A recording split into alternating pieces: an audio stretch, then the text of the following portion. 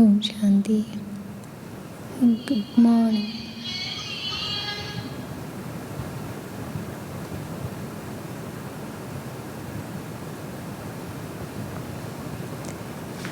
कल action plan बना?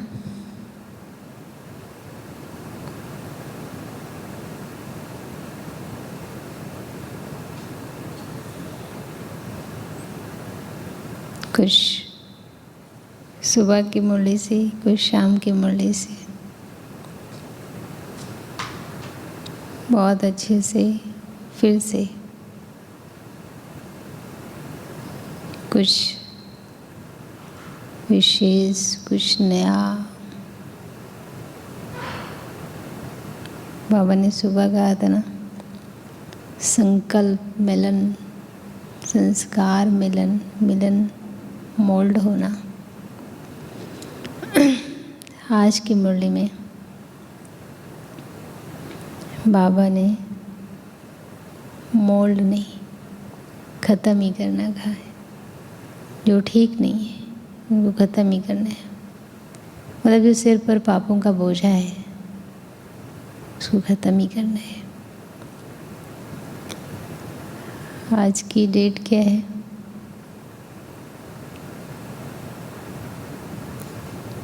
11/10 कितना हुआ? 21। मीठे बच्चे, योग अग्नि से पापों को भस्म कर संपूर्ण सतो प्रधान बनना है।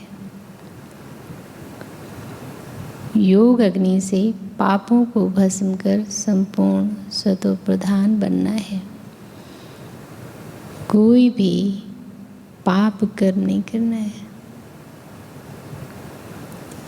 पीछे वाला ख़त्म किया, अब आगे करना नहीं है। तो पीछे वाला ख़त्म करने के लिए हमें योग चाहिए और आगे हमसे ना हो उसके लिए ज्ञान चाहिए। प्रश्न है, सतयुग में ऊंच पद किस आधार पर मिलता है? यहाँ का कौन सा कायदा? सबको सुनाओ। सतयुग में ऊंच पद किस आधार पर मिलता है? यहाँ का कौन सा कायदा? सबको सुनाओ। कौन सा कायदा सबको सुनाना चाहिए? दूसरा, यहाँ इस दुनिया में ऊंच पद का आधार पढ़ाई है, वहाँ क्या होगा? उत्तर है, सतयुग में पवित्रता के आधार पर ऊंच पद मिलता है। सतयुग में पवित्रता के आधार पर ऊंच पद मिलता है।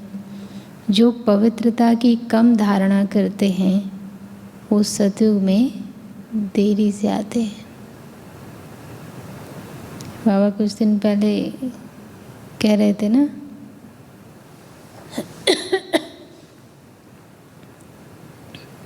कि तुम पूरा पवित्र नहीं हो इसलिए तुम्हारे पीछे लाइट नहीं है। डार्कनेस होती है जब आत्मा पतित होती है।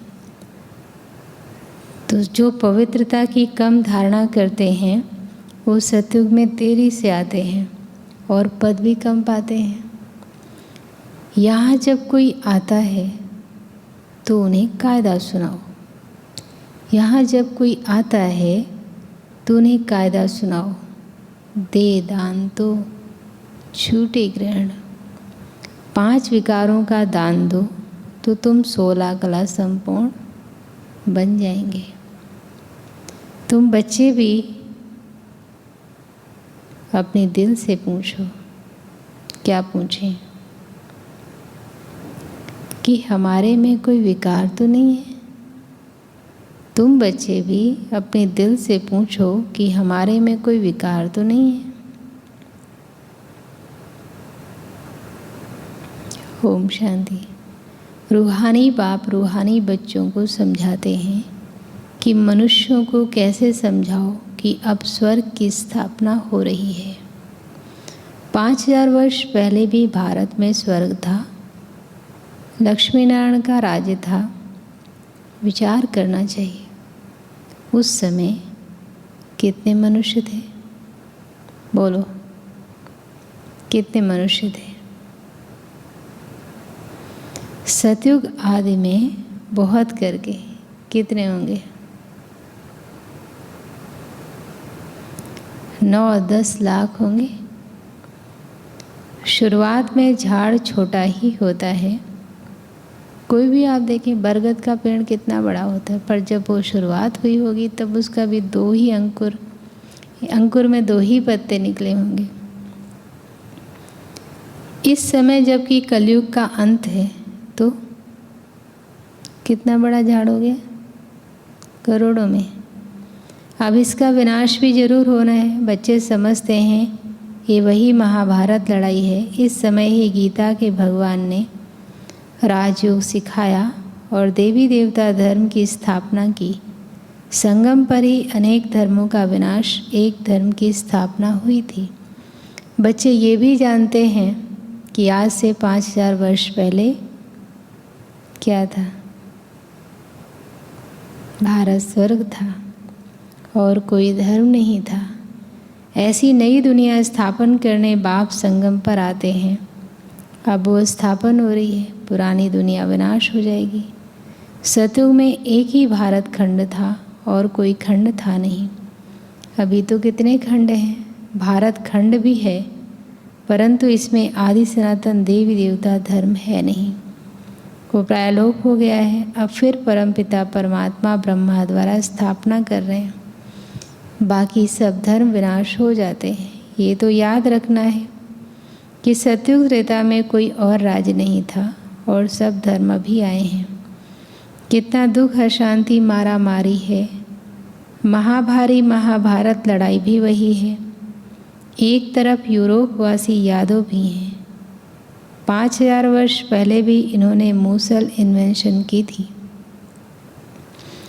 कौरव पांडव भी थे। पांडवों की तरफ मदद करने के लिए कौन था? सोचो, ऑनलाइन वाले बोलो। पांडवों की तरफ खुद परमपिता परमात्मा मददगार था। सभी को यही कहा कि गृहस्थ व्यवहार में रहते मुझे याद करने से तुम्हारे पाप बढ़ेंगे नहीं और पास्ट के विकर्म विनाश होंगे। अभी भी बाप समझाते हैं, तुम ही भारतवासी सतयुग में जो सतो प्रधान थे, वो इस समय 84 जन्म लेते लेते अब तुम्हारी आत्मा तमो प्रधान बन गई है। अब सतो प्रधान कैसे बने? सतो प्रधान तब बनेंगे जब मुष्पतित पावन बाप को याद करेंगे। इस योग अग्नि से ही पाप भस्म होंगे और आत्मा सतो प्रधान बन जाएगी और फिर स्वर्ग में 21 जन्मों के लिए वर्षा पाएंगे। बाकी इस पुरानी दुनिया का विनाश तो होना ही है। भारत सतयुग में श्रेष्ठाचारी था और सृष्टि के आदि में बहुत थोड़े मनुष्य थे। भारत स्वर्ग था, दूसरे कोई खंड नहीं थे। अभी और धर्म बढ़ते बढ़ते झाड़ कितना बड़ा हो गया है और तमो प्रधान जड़जड़ी भूत हो गया है, बड़े के साथ विकृत हो गया है। अब इस तमो प्रधान झाड़ का विनाश और नई देवी देवता धर्म के झाड़ की स्थापना जरूर चाहिए। संगम पर ही होगा। अभी तुम हो संगम पर। आदि सनातन देवी देवता धर्म का अभी सैपलिंग लग रहा है। पतित मनुष्यों को बाप पावन बना रहे हैं। वो फिर देवता बनेंगे जो पहले नंबर में थे। जिन्होंने 84 जन्म लिए हैं वही फिर पहले नंबर में आएंगे। सबसे पहले देवी देवताओं का पाठ था, वही पहले बिछड़े हैं, फिर उन्हों का ही पाठ होना चाहिए। सतयुग में है ही सर्वगुण संपन्न। अभी है विश्वस्वर्ग, रात दिन का फर्क है। अभी विश्वस्वर्ग को वैश्वेश्वर कौन बनाए? पुकारते भी हैं, हे पावन बनाने वाले आओ। अभी वो आया है, बाप कहते हैं हम तुमको वॉइसलेस बना रहे हैं। इस विशेष दुनिया के विनाश के लिए क्या चाहिए? लड़ाई लगनी है। अब वो कहते हैं एक मत कैसे हो, क्योंकि अभी अनेक मत है ना, अनेक इतने मतांतरों के अंदर, अनेक इतने मतांतरों के अंदर एक धर्म की मत कौन स्थापन करे? बाप समझाते हैं अभी एक मत की स्थापना हो रही है, बाकी सब विनाश हो जाएंगे। आदि सनातन देवी देवता धर्म वाले जो पावन थे, वही फिर 84 जन्म भोग अब पतित बने हैं। फिर बाप आकर भारतवासियों को फिर से स्वर्ग का वर्षा दे रहे हैं, अर्थात असुर से देवता बना रहे हैं। तुम किसको भी समझा सकते हो कि बाप कहते हैं मुझे याद करो, तो तुम पतित से पावन बन जाएंगे। अब तुम ज्ञान चिता पर बैठो। चिता पर बैठने से तुम पावन बन जाते हो। फिर द्वापर में रावण राज्य होने के कारण काम चिता पर बैठते बैठते भ्रष्टाचारी दुनिया बन गई है। आज से 5000 वर्ष पहले क्या था? देवी देवता धर्म था। थोड़े मनुष्य थे। अभी कितने धर्म हो गए हैं, अभी तो कितने आसुरी बन पड़े हैं, और धर्म भी ऐड हो झाड़ बड़ा हो गया है।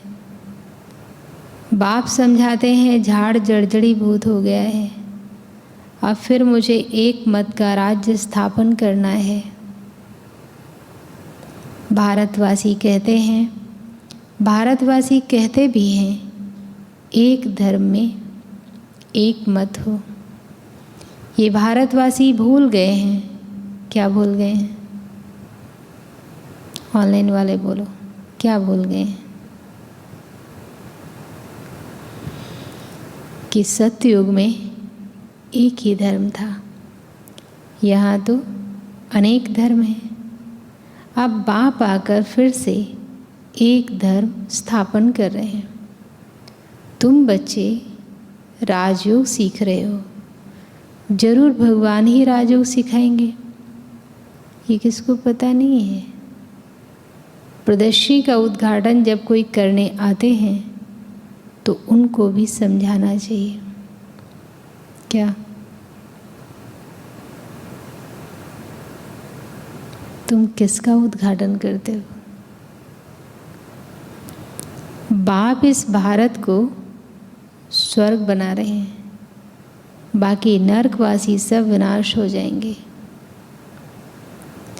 विनाश के पहले जिनको बाप से वर्षा लेना है तो आकर समझें। ये बीके का जो आश्रम है, ये है क्वारंटाइन क्लास। यहाँ 7 रोज क्लास करना है ताकि विकार निकल जाए। जैसे जेल में भी व्यक्ति को एकांत में रखा जाता था, मतलब परिवार से अलग, कार्यभार से अलग, कार्य व्यवहार से अलग, कि एकांत में उसे रियलाइज होता है। जब व्यक्ति शांति में बैठता है, देखो आप सारा दिन जब कोई काम करते हैं, कई बार जानबूझ के गलती करते हैं, कई बार विकार के वश आकर गलती करते हैं, या अनजाने में गलती हो जाती है। तो जब शाम को शांति से बैठते हैं तो रियलाइज होता है कि ये गलत काम किया है, ये मुझे नहीं करना चाहिए था। इसी प्रकार व्यक्ति शांति से अलग एकांत में जब बैठता है तो उसे रियलाइजेशन होता है। जैसे पानी जो है जब किसी के संपर्क में आता है तब उसका नेचर बदलता है, लेकिन जैसे ही वो पानी से अलग होगा उसका जो नेचर है वो फिर से आ जाएगा, उतना ही ठंडा हो जाएगा। तो जब व्यक्ति एकांत में बैठता है तो उसे अपनी एक एक चीज़ याद आती है, तो इसलिए जेल में रखा जाता होगा, पहले नियम यही बनाया होगा। दूसरा जो है उसे कुछ परिवर्तन करने के लिए कुछ वहाँ नया सिखाया जाए जिससे वो बदल जाए। लेकिन आज तो लोग कहते हैं कि जेल जाता है व्यक्ति तो वहाँ से और बड़ा अपराध करने का तरीका सीख कर आता है, बड़ा बनकर निकलता है, क्योंकि वहाँ इकट्ठे हो जाते हैं और फिर सीख के आते हैं। हालांकि आजकल भी गवर्नमेंट ये कर रही है और बहुत सारी संस्थाएं भी ऐसा करती हैं। हमारे भी कई जेलों में क्लास चलते हैं तो परिवर्तन हो रहे हैं, लेकिन वैसे तो नहीं परिवर्तन होते। तो ये भी एकांत में बैठकर जब व्यक्ति को ये परमात्मा ज्ञान सुनने को मिले तो उसे महसूस होगा कि मैं जो कर रहा हूँ वो मानव के लिए, श्रेष्ठ प्राणी के लिए तो करने लायक कर्म नहीं है। उसे ज्ञान फिर समझ में आएगा। देवताओं में ये 5 विकार होते नहीं। अब यहाँ 5 विकारों का दान देना है, तब ग्रहण छूटेगा। दे दान तो छूटे ग्रहण, फिर तुम 16 कला संपूर्ण बन जाएंगे। भारत सतयुग में 16 कला संपूर्ण था, अभी तो कोई कला नहीं रही है। सब कंगाल बन पड़े हैं। कोई ओपनिंग करने आते हैं, बोलो यहाँ का कायदा है, बाप कहते हैं 5 विकारों का दान दो तो छूटे ग्रहण।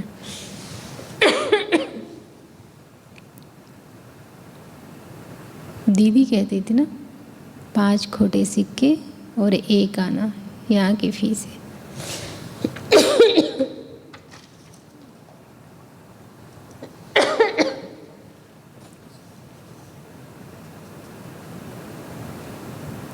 तुम 16 क्लास संपूर्ण देवता बन जाएंगे, पवित्रता अनुसार पद पाएंगे। बाकी अगर कुछ न कुछ कला कम रह गई तो क्या बताया था बाबा ने ऊपर,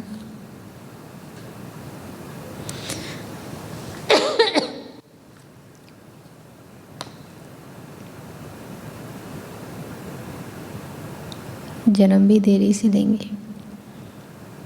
विकारों का दान देना तो अच्छा है ना। चंद्रमा को ग्रहण लगता है तो आगे ब्राह्मण लोग दान लेते थे। जब हम लोग छोटे थे तो सूर्य ग्रहण होता था, तब तो कितना जैसे पूरा कर्फ्यू लग जाता था। ऐसे लोग घरों में अंदर रहते थे, रामायण पढ़ते थे और थाली में पानी रख कर फिर उसमें देखते थे, सामने नहीं देखते थे। उसका देखिए साइंटिफिक रीजन की, डायरेक्ट देखेंगे तो आँख की रोशनी जाएगी।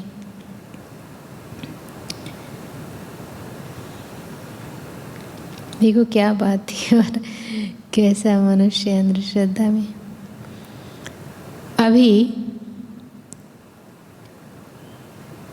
अभी तो ब्राह्मण बड़े आदमी हो गए, गरीब लोग तो बेचारे भीख मांगते रहते, पुराने कपड़े आदि भी लेते रहते। वास्तव में ब्राह्मण पुराने कपड़े नहीं लेते, उन्हों को नया दिया जाता है। तो अब तुम समझाते हो भारत 16 क्लास संपूर्ण था। क्यों? जब संगम पर हम ब्राह्मण बनते हैं तो हम नया ज्ञान सुनते हैं, नए संस्कार धारण करते हैं, हर बात में नवीनता करते हैं। पुराने संस्कार, पुरानी बातें, पास्ट का नहीं। और फिर इस ब्राह्मण जीवन के बाद देवी देवता नया जीवन मिलता है। मतलब नई चीज़ें, नए तत्व से बनता है ना, प्योर तत्वों से। तो बाबा कह रहे पुराने कपड़े नहीं लेते, उनको नया दिया जाता है। तो अब तुम समझाते हो भारत 16 क्लास संपूर्ण था, अब आयरन एज्ड हो गया है, 5 विकारों का ग्रहण लगा हुआ है। अभी तुम जो 5 विकारों का दान दे, ये अंतिम जन्म पवित्र रहेंगे तो नई दुनिया के मालिक बनेंगे। स्वर्ग में बहुत थोड़े थे, पीछे वृद्धि को पाया है, अब तो विनाश सामने खड़ा है। बाप कहते हैं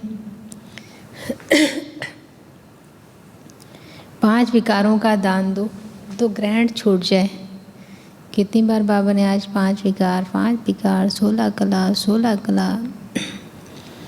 5 विकारों का दान दो तो ग्रहण छूट जाए। अब तुमको श्रेष्ठाचारी बन स्वर्ग का सूर्यवंशी राज्य लेना है तो भ्रष्टाचार को छोड़ना पड़ेगा, ये उधर चलेगा नहीं।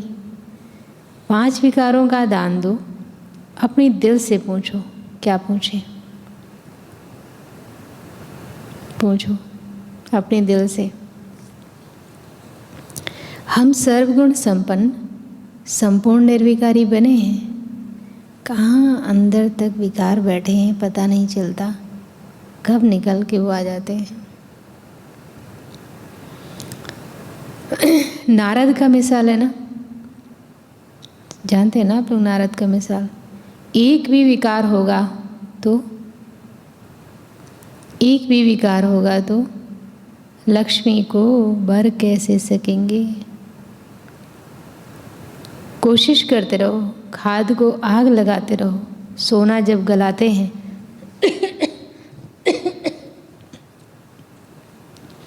गलते गलते यदि आग ठंडी हो जाती है तो खाद निकलती नहीं, इसलिए पूरी आग में गलाते हैं।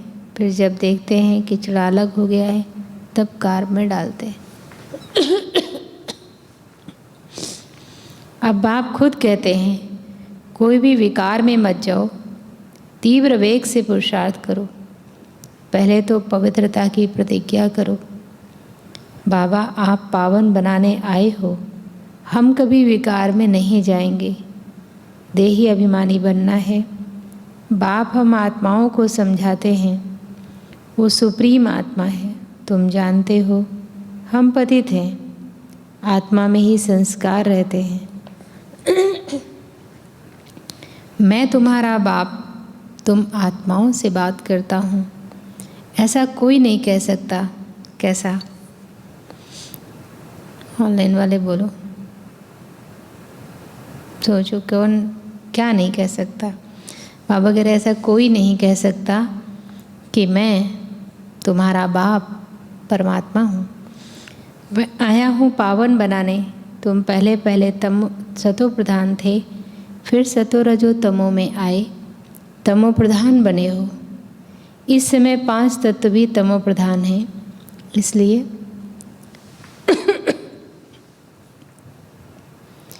दुख देते हैं। हर चीज़ दुख देती है। यही तत्व जब सतो प्रधान थे तब सुख देते हैं। उसका नाम ही है सुख धाम, ये है दुख धाम। सुख धाम है बेहद के बाप का वर्षा, दुख धाम है रावण का वर्षा। जब आप जितना श्रीमत पर चलेंगे उतना ऊंच बनेंगे, फिर प्रसिद्ध हो जाएंगे कि कल्प कल्प ऐसे ही पुरुषार्थ करने वाले हैं। ये कल्प कल्प की बाजी है। जो जास्ती पुरुषार्थ कर रहे हैं वो अपना राज्य भाग्य ले रहे हैं। ठीक पुरुषार्थ नहीं किया होगा तो क्या होगा?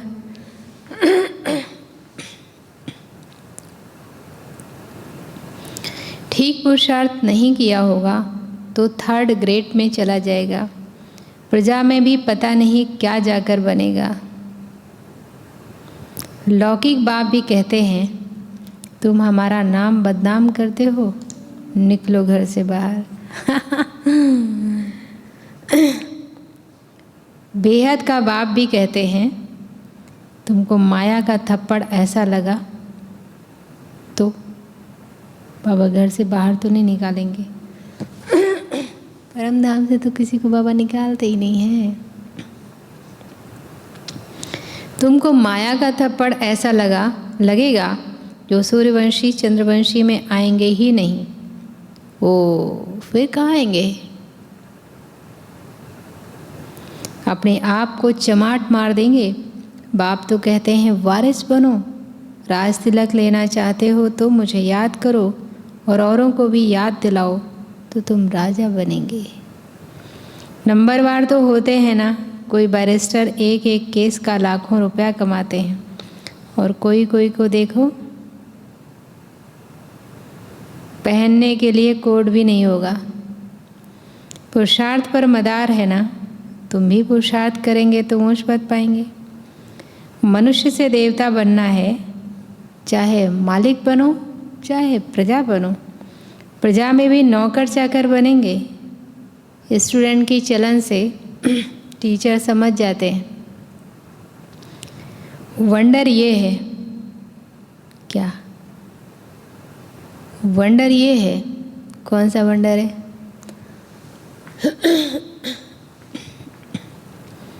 जो पहले वाले से पिछाड़ी वाले तीखे चले जाते हैं, क्योंकि अभी दिन प्रतिदिन रिफाइन पॉइंट्स मिलती रहती हैं। सैपलिंग लगाते जाते हैं, पहले वाले तो कई भागंती हो गए। न्यू ऐड होते जाते हैं, नई नई पॉइंट्स मिलती जाती हैं। बहुत युक्ति से समझाया जाता है। बाबा कहते हैं बहुत गुही गुही रमणीक बातें सुनाते हैं, जिससे तुम झट से निश्चय बुद्धि हो जाओ। जहाँ तक मेरा पार्ट है, बाबा गारंटी करते हैं, जहाँ तक मेरा पार्ट है क्या होगा? तुमको पढ़ाता रहूँगा।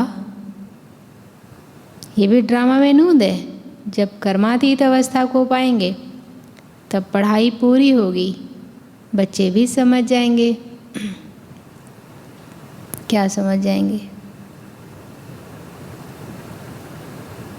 पिछाड़ी में इम्तिहान की रिज़ल्ट मालूम होती है ना, मैंने कितनी पढ़ाई की, कितने मार्क्स मिलेंगे, क्या मुझे आगे पद मिल सकता है।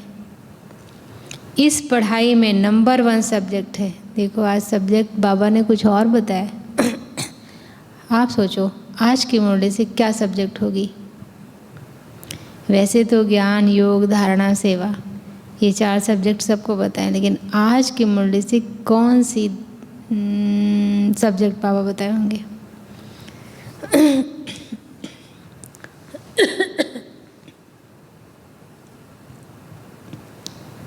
पवित्रता की। ऊपर ही बताया ना, पद का आधार पवित्रता। जब तक बाबा की याद नहीं रहती है, बाप की सर्विस नहीं करते हैं, तब तक क्या? सोचो, दादी जानकी की बात है। दादी जानकी की बात नहीं है, किसकी बात? निर्भर भाई की बात थी। दादी जानकी के लिए ऐसी ही बात है, लेकिन दूसरी बात थी। सोचो कौन सी बात है? दादी जानकी तो कहती हैं कि दादी नाश्ता कर रही थी ना, तो बाबा ने पूछा था कि बच्ची सेवा किया है? तो नहीं, किसी को ज्ञान नहीं सुनाया। तो फिर नाश्ता कैसे कर सकती हो? तब से बिना ज्ञान सुनाए नाश्ता नहीं करना है। दूसरा निर्भर भाई का था। निर्भर भाई जो है कहीं से सेवा करके आए थे, तो फिर आराम से सोचा 2 दिन यहाँ रहकर फिर मैं दोबारा सेवा करने के लिए जाऊँगा। तो आराम कर रहे थे, तो बाबा ने पूछा था कि बच्चे यहाँ किस लिए आए हो? तो शायद निर्भर भाई ने कहा था कि बाबा रिफ्रेश होने। थोड़ा सोचा था कि बहुत गर्मी है बाहर, तो यहाँ थोड़ा सा फ्रेश हो जाएंगे। तो बाबा ने कहा था सतयुग आ गया है क्या? बच्चे आराम करने आए हैं। बाप की सर्विस नहीं करते हैं तब तक आराम नहीं आना चाहिए। तुम्हारी लड़ाई है ही माया के साथ। रावण को भल जलाते हैं, परंतु जानते नहीं कि ये है कौन। रावण की मतलब रावण अभी जलाने का सब वो हो रहा होगा ना, तैयारी। दशहरा बहुत मनाते हैं। अभी तुमको वंडर लगता है। किस बात पर वंडर लगता है? रावण को जलाने पे। कितना पैसा खर्चा होता है जलाने में।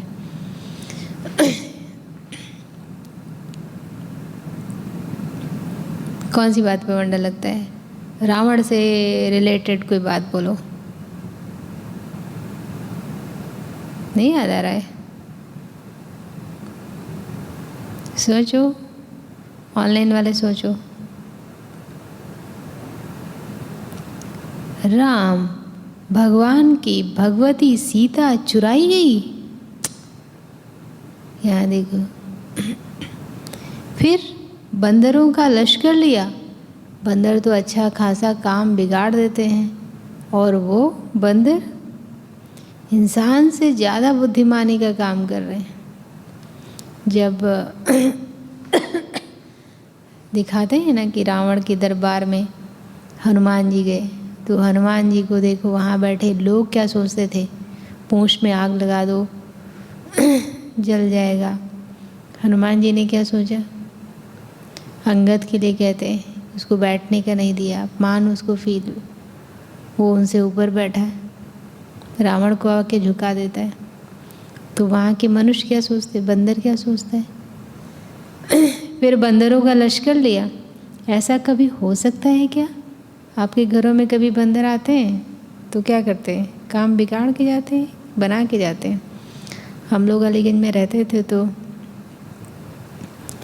ऊपर कभी कभी बंदर आता था, बाहर कुछ रखा है, हम लोग छोटा सा पौधा लाते थे, उस समय बड़ा महंगा लगता था गेंदे का, उसमें हम लोग रोज़ देखते थे अभी फूल आने वाला फील होना, और आ रहा था, 2-3 फूल खिले थे उस पौधे में, करीब 25 फूल एक साथ लगे होते थे। बंदर ने आकर सब तोड़ ताड़ के रख दिया, वहीं पौधा भी निकाल के नोच के रख दिया, गमला भी गिरा दिया, और वो जार रखा है कांच का, उठा के उसको ऐसे डालता है। बताओ ऐसा हो सकता है क्या? कुछ भी समझते नहीं। तो जब प्रदर्शनी में आते हैं तो पहले बताना चाहिए, भारत में लक्ष्मी नारायण का राज्य था, तब कितने मनुष्य होंगे, 5000 वर्ष की बात है। अभी कलयुग है, वही महाभारत लड़ाई भी है, बाप आकर राजयोग सिखलाते हैं, विनाश भी होगा, विनाश भी होगा। यहाँ एक धर्म, एक मत अथवा पीस कैसे हो सकती है? जितना माथा मारते हैं एक मत होने के लिए, उतना ही लड़ते हैं। बाप कहते हैं अब मैं उन सबको आपस में लड़ाए माखन तुमको दे देता हूँ। बाबा कुछ ऐसा लड़ाई नहीं कराते, लेकिन वो ऐसा ड्रामा में नोंद है कि लोग विज्ञान के ऐसे साधन बनाते हैं कि वो आपस में तो नहीं, लेकिन एक डालेंगे तो पूरा देश नष्ट करेंगे। ऐसा तो कई देश आपस में लड़ेंगे ना, लेकिन सारे के सारे ख़त्म हो जाएंगे। तो दिखाते ना, 2 बिल्ली लड़ी, मक्खन बंदर खा गया। तो बाबा कह रहे अब मैं उनको आपस में लड़ाए मक्खन तुमको दे देता हूँ। बाप समझाते हैं जो करेगा सो पाएगा। कोई बच्चे बाप से भी ऊंच बन सकते हैं। वो बाबा से ऊंचा कैसे बन सकते हैं? सोचो कैसे बाबा हैं, कितनी विनम्रता है। तुम मेरे से भी साहूकार विश्व के मालिक बनोगे, मैं नहीं बनूंगा। मैं तुम बच्चों की निष्काम सेवा करता हूँ, मैं दाता हूँ, ऐसे कोई मत समझे। क्या देखिए कितना लोग क्या क्या समझ लेते हैं, और है क्या वास्तव में। ऐसे कोई मत समझे, कैसे? सोचो क्या बाबा ने कहा होगा, कैसे तुम ना समझो।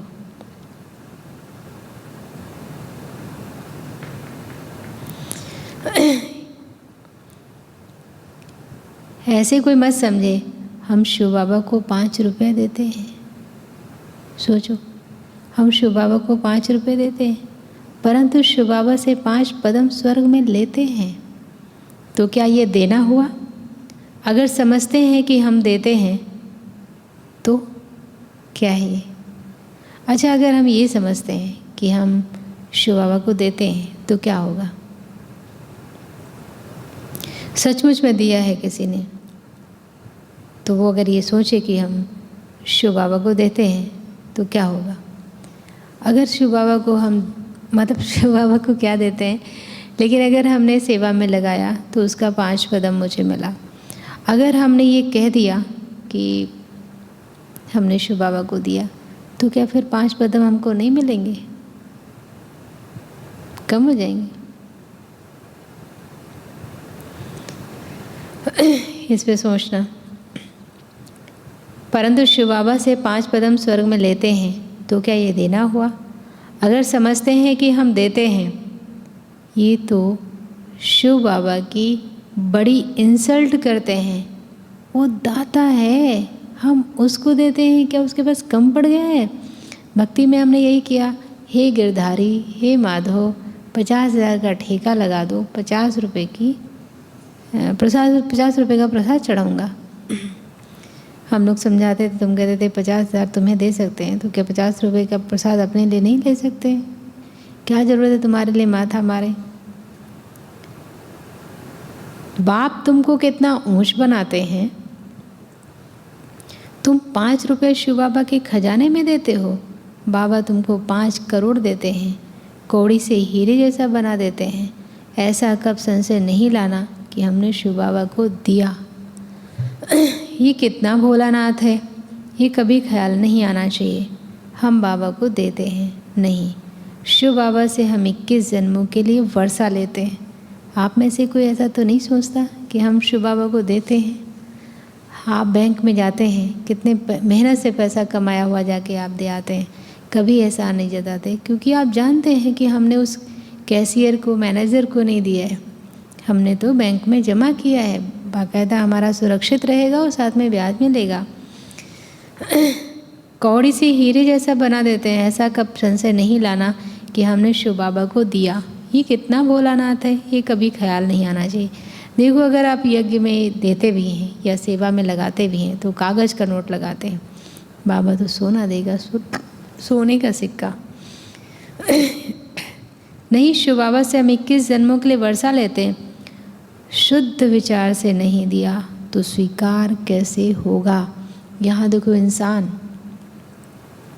अगर उसको कोई देता है, वो बार बार कहता है, लोग कहते हैं कि तुम ना दो, या दोबारा जब देते तो कहते हैं हमें नहीं चाहिए, या कोई खुशी से नहीं देता तो भी कहते हैं भैया हमें आपका नहीं चाहिए, रो रो के दे रहे हो। किसकी दिखाते हैं? गुरु नानक की एक कहानी है ना। गुरु नानक जो है वो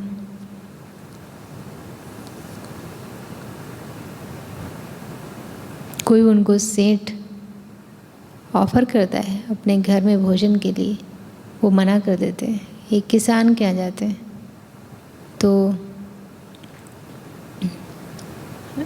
उसके यहाँ वो भोजन स्वीकार करते हैं। तो साहूकार निकलता है तो बोलता है कि तुम यहाँ सूखी रोटी खा रहे हो और हमारे यहाँ इतने लजीज व्यंजन ठुकरा दिए। तो वो कहते हैं कि तुम अपने घर से रोटी लेके आओ। जब वो रोटी लेके आता है तो उसकी रोटी को निचोड़ते हैं, मतलब घुमाते हैं तो खून निकलता है, और किसान की रोटी को निचोड़ते हैं तो दूध निकलता है। उन्होंने कहा कि तुमने लोगों का खून चूस के धन कमाया है और इसने मेहनत करके कमाया है, तो इसका पैसा प्योर है। तो ऐसे जो व्यक्ति देता है, रोके दे रहा है, तो उसके मन में कोई विकार चल रहा होता है, क्रोध, ईर्ष्या, अभिमान, लोभ, ये चल रहा होता है। तो वो उसके वशीभूत होकर गया उसके पास, तो फलीभूत नहीं होगा। शुद्ध विचार से नहीं दिया तो स्वीकार कैसे होगा? सब बातों की समझ बुद्धि में रखनी चाहिए। ईश्वर अर्थ दान करते हैं, वो कोई भूखा है क्या? सारी दुनिया का पालनहार है, सब लोग उसके बच्ची लक्ष्मी से धन मांगते हैं, वो भूखा है क्या? समझते हैं कि हमको दूसरे जन्म में मिलेगा। अभी तुमको बाप कर्म अकर्म विकर्म की गति बैठ समझाते हैं। यहाँ जो कर्म करेंगे सो विकर्म होगा, क्योंकि रावण राज्य सत्युग में कर्म कर्म हो जाता है। हम तुमको अभी उस दुनिया में ट्रांसफ़र करते हैं जहाँ तुमसे विकर्म होगा ही नहीं। बहुत बच्चे हो जाएंगे, फिर तुम्हारे पैसे भी क्या करेंगे? 1-1 रुपया, देखो अभी 1 रुपया कौन करता होगा? हालांकि करते होंगे, क्योंकि सिक्के तो भंडारी में निकलते रहते हैं सभी के यहाँ। मंदिरों में भी जाके, वो कौन कह रहा था, राकेश भाई कह रहे थे कि एक मंदिर का नाम ले रहे थे कि वहाँ बोरी भर पैसा वो पुजारी जी इनको देते हैं कि चेंज कर दो। तो ज़रूर है कि 1-1 रुपया देते हैं, सिक्के, बोरी मतलब बोरी भर तो सिक्के। तो ज़रूर है कि 1-1 दान करता है व्यक्ति। गंगा में देखो, जब दान करता है तो क्या 1 ही रुपये तो फेंकता है? ऐसे ज़्यादातर, हालांकि आजकल ज़्यादा भी करते होंगे। फिर क्या करूँगा? देखो, मतलब बाबा एक वो बता रहे हैं लॉ। बहुत बच्चे हो जाएंगे तो तुम्हारे पैसे भी क्या करेंगे? हम कच्चा सराफ नहीं हूँ जो लेवे और काम में ना आवे फिर भर कर देना पड़े। अगर बाबा ले ले और उससे काम ना हो तो फिर देना तो पड़ेगा ना। ये ज़रूरत नहीं है विनाश के समय सब मकान ले लो, ये ले लो, क्या करेंगे? मैं पक्का सराफ हूँ कह देंगे, ज़रूरत नहीं है। अच्छा, मीठे मीठे सिकिलधे बच्चों प्रति माता पिता बाप दादा का याद प्यार और गुड मॉर्निंग। रूहानी बाप की रूहानी बच्चों को नमस्ते। हम रूहानी बच्चों की रूहानी बाप दादा आपको गुड मॉर्निंग और नमस्ते। धारणा के लिए मुख्य सार है, तीव्र वेग से पुरुषार्थ कर विकारों की खाद को योग अग्नि में गला देना है। तीव्र वेग से पुरुषार्थ कर विकारों की खाद को योग की अग्नि में गला देना है।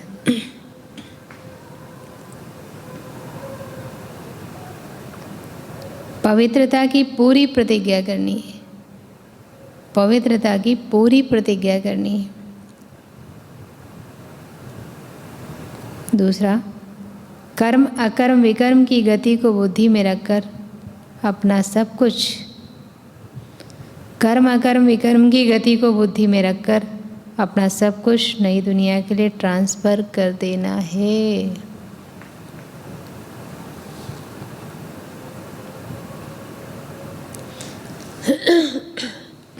वरदान।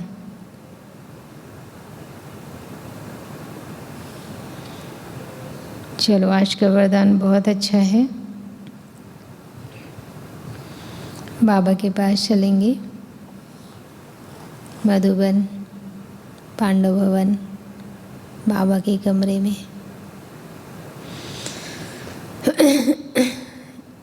पवित्रता के सागर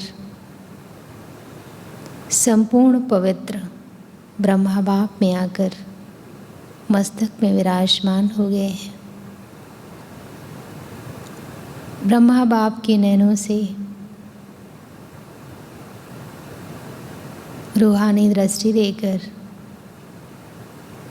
मुझ आत्मा के अंदर की कालिमा दूर कर रहे हैं। ज्ञान सागर भागीरथ के द्वारा ज्ञान अमृत पिलाकर मेरे अंतस में छिपे विकारों को समाप्त कर रहे हैं।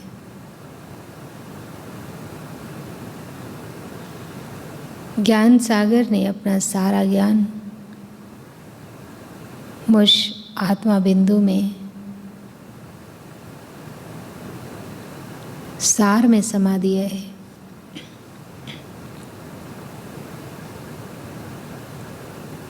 एक के लगन में मगन,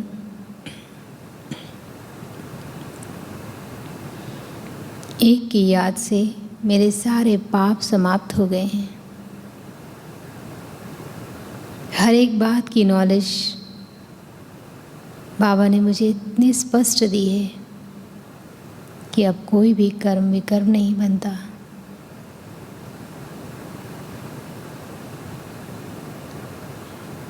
अपना सब कुछ जो भी व्यर्थ पुराना विकार वो बाबा को हैंडओवर कर रहे हैं। देखें, बाबा अपना हाथ फैलाकर मेरा सारा बोझ ले रहे हैं। मैं विकारों का दान दे रहा हूँ। मेरे अंतस से कमजोरियों का ग्रहण समाप्त हो रहा है।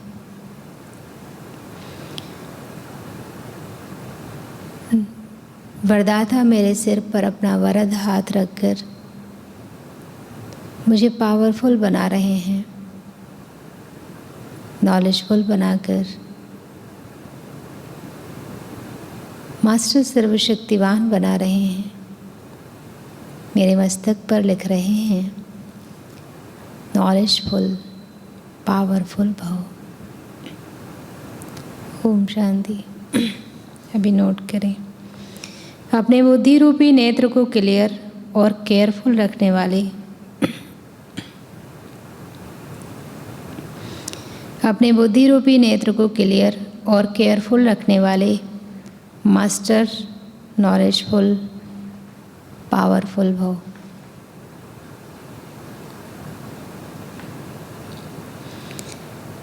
अपने बुद्धि रूपी नेत्र को क्लियर और केयरफुल रखने वाले मास्टर नॉलेजफुल पावरफुल भव।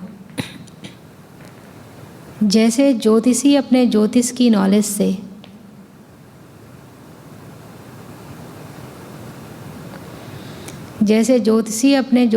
नॉलेज से ग्रहों की नॉलेज से आने वाली आपदाओं को जान लेते हैं,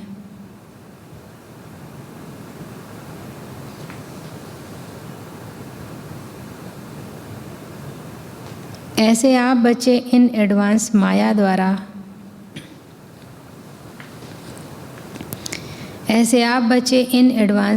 द्वारा आने वाले पेपर्स को परख कर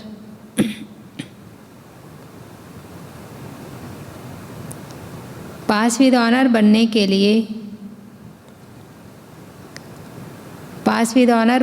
लिए अपने बुद्धि रूपी नेत्र को क्लियर बनाओ।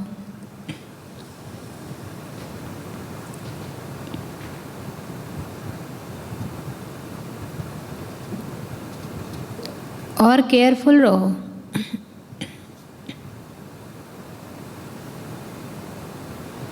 दिन प्रतिदिन याद की व साइलेंस की शक्ति को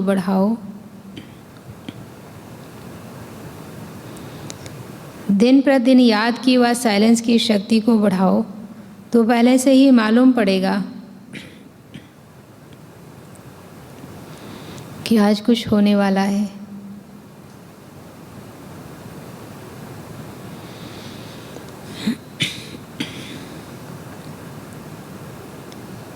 मास्टर नॉलेजफुल पावरफुल बनो तो कभी हार नहीं हो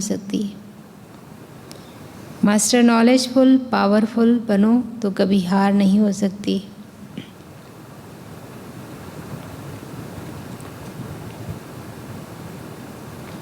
स्लोगन: पवित्रता ही नवीनता है और यही ज्ञान का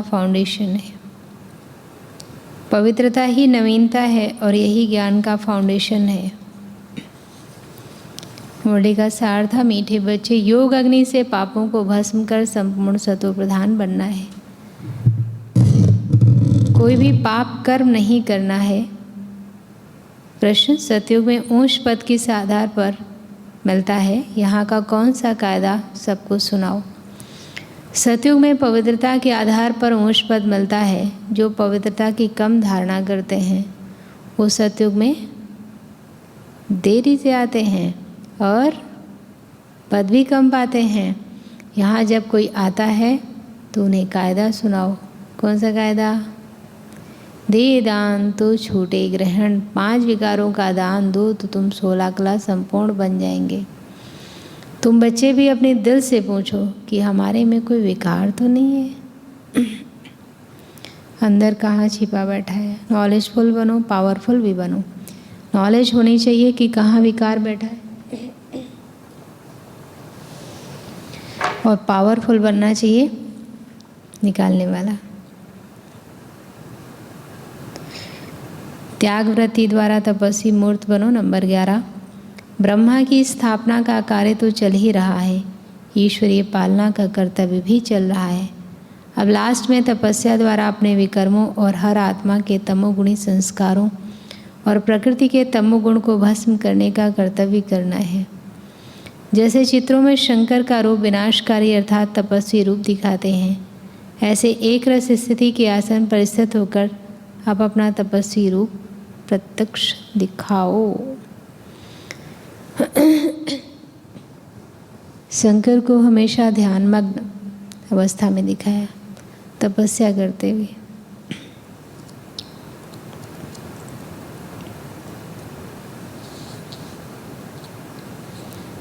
आज का पुरुषार्थ है, आज का गुण है पवित्रता। समान में आत्मा पावरफुल हूँ। और अव्यक्तवाणी ये है 22 जनवरी 1976 की 2 मुरलियाँ। सेल्फ चेकिंग में हमारे में कोई विकार तो नहीं रह गए हैं अंश रूप में। जब तक सर्विस नहीं तब तक आराम नहीं। हम शिव बाबा को देते हैं, कभी ये ख्याल तो नहीं आता माया के पेपर्स की परख है हमें या हार खाने के बाद समझ में आता है पवित्रता की पावर कितनी है। और आज ट्रैफिक कंट्रोल के समय हमें 5 स्वरूपों को ड्रिल करनी है। कर्मयोग के समय कर्म अकर्म विकर्म की गति को ध्यान में रख, ज्ञान का फाउंडेशन बुद्धि में रख, फिर कर्म करना है। कर्म भले हम करें, लेकिन हम जैसे कई बार वो सुनाया था ना कि कर्म में कैसे अपना दृष्टिकोण बदलना है। कि जैसे हम सीढ़ी चढ़ रहे हैं तो जैसे परम धाम जा रहे हैं, जैसे फ़ोन बजा तो जैसे बाबा हमें फ़ोन कर रहे हैं, जैसे घड़ी देखा तो सृष्टि चक्र याद आया। ऐसे ज्ञान का फाउंडेशन, कोई भी काम देह भान में रहकर करते हैं तो उसमें गलती होने के चांसेस हैं। सिंपल सा दादी जान की एक क्लास में कह रही थी कि अगर जो हम पीसेस काटते हैं बर्फ़ी के या लड्डू बनाते हैं तो भी, पर बाबा दादी कह रही थी पीसेस जब हम बर्फ़ी के बनाते थे अगर छोटा बड़ा हो जाता था, पतला मोटा, तो बाबा कह रहे थे तुम्हारा योग ठीक नहीं है। क्योंकि योग का मतलब परफेक्शन, योग का मतलब है कि आप कंसंट्रेट हैं किसी चीज़ पर, और जब कंसंट्रेट कर देते हैं तो पावर बढ़ जाती है, और पावर बढ़ी होने के कारण गलती हो, ऐसा हो नहीं सकता। और आज का चिंतन बुद्धि रूपी नेत्र को क्लियर कर केयरफुल रखने के लिए क्या अटेंशन रखें। और दूसरा, योग से पाप कैसे भस्म होंगे, कैसे कर रहे हैं आप, अपना प्लान लिखें। और आज सकाश कंट्री को थाईलैंड, और कितना दिन बचा दशहरे को, 15 को है ना, तो आज 11, 12, 13, 14, 3 दिन बचा। दशहरे को सारे विकारों को 10 को मारना है, तो ऐसे बाबा को याद करना है कि 10 विकार खत्म हो जाए, दशहरे में सच्चा दशहरा मनाए। Thank you. ओम शांति।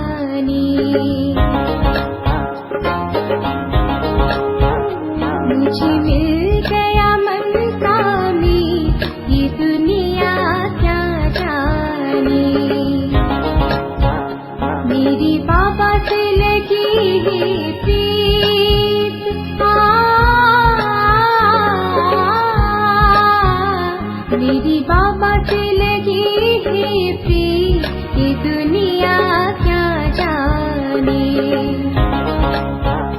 मुझे मिल गया मनता में, ये दुनिया क्या जाने। मुझे मिल गया मनता में, ये दुनिया क्या जाने।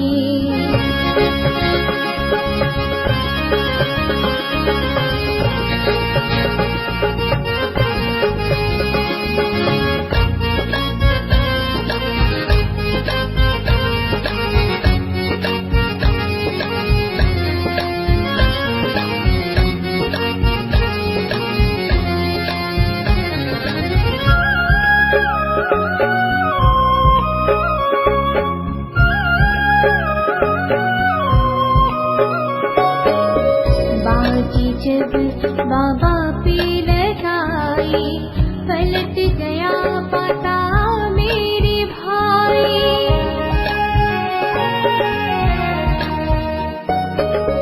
बाजी जब बाबा पे लगाई, पलट गया पता मेरे भाई। हार के हुई है जी ये दुनिया क्या जाने, मुझे मिल